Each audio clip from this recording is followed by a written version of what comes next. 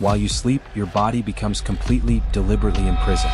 Every night, when you enter REM sleep, the phase where dreams happen, your brain fires a signal down your spinal cord. That signal paralyzes every muscle in your body, your arms, your legs, everything. It does this on purpose to stop you physically acting out your dreams. As a side effect, the neurons that trigger sneezing are also shut down. You literally cannot sneeze while you're dreaming. Your brain builds a cage around you while you sleep, locks you inside your own skull, and calls it rest. And every morning it quietly lets you go.